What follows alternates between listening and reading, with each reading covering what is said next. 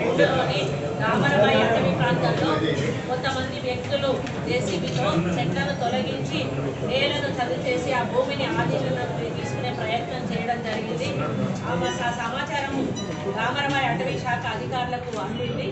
దీంతో forest section officer Vinod Kumar, forest beat officer Sharath చంద్రను, సుమస్ కుమారు, వస్త్రా base camp, R Rajender driver వీళ్ళందరూ టీమ్గా ఏర్పడి ఏపీ 36 AG 7018 నెంబర్ పెట్రోలింగ్ వాహనం జీప్లో ఆ ప్రాంతానికి వెళ్ళడం జరిగింది.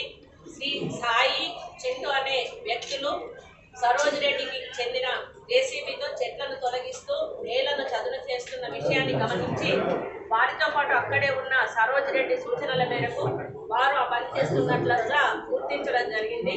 చెట్లను ఎందుకు తొలగిస్తున్నారని వారు ప్రశ్నించగా డౌక తిరుగుడు వాళ్ళు సమాధానం చెప్పి రివర్స్ వీళ్ళ మీదకే మరి మాట్లాడడం కూడా జరిగింది.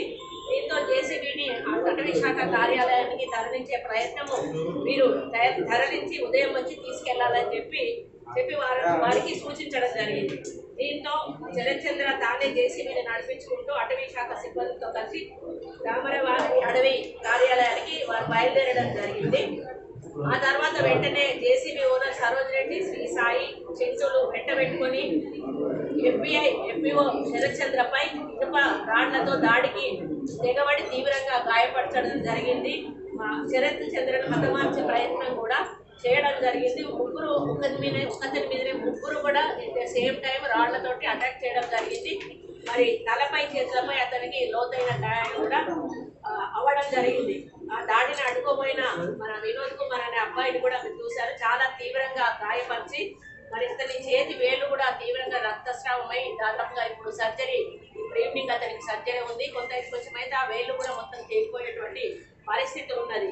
మరో FBO సుమస్ కొంచెం స్వల్ప గాయాలతో తప్పించుకోవడం జరిగింది. మరి సుమస్ కుమార్ పస్రాబేస్ క్యాంప్ ఆర్ రాజేందర్ డ్రైవర్లు ఈ సంఘటనలకు వాళ్ళ సాక్షులుగా అక్కడ ఉండడం జరిగింది. గాయపడిన వినోద్ కుమార్ శరత్చంద్రలను మరి మొదట తాడ్వాయిలోని ప్రాథమిక ఆరోగ్య కేంద్రంలో ప్రథమ చికిత్స అందించి తర్వాత 108 వాహనంలో వరంగల్లోని గార్డెన్ హాస్పిటల్కి తరలించడం జరిగింది. నేను గార్డెన్ హాస్పిటల్ మరి మేనేజ్మెంట్తో కూడా మాట్లాడడం జరిగింది. ఇద్దరికి కూడా ఎటువంటి ప్రాణాపాయం లేదు, వాళ్ళు అవుట్ ఆఫ్ డేంజర్లో ఉన్నారు. మరి అక్కడ సర్జరీ ఒకటి అయిపోతే మరి అతనికి ఉన్న ఇబ్బంది కూడా తొలగిపోయేటువంటి అవకాశం ఉంది అని అన్నారు. మరి రిపీటెడ్గా వాళ్ళు ఏదైతే ఉందో స్కాన్స్ కానీ మన సిటీలు అవన్నీ కూడా తీయడం జరిగిందని చెప్పారు.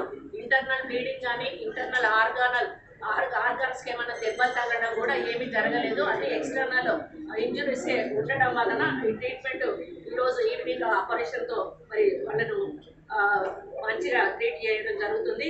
ప్రస్తుతం FSO వినోద్, FBO శరత్చంద్ర వరంగల్లో మరి ఇక్కడ చికిత్స పొందుతున్న అనంతరం మరి అధికారులతో మాట్లాడడం కూడా జరిగింది. వీళ్ళు కేసు కూడా పెట్టడం జరిగింది.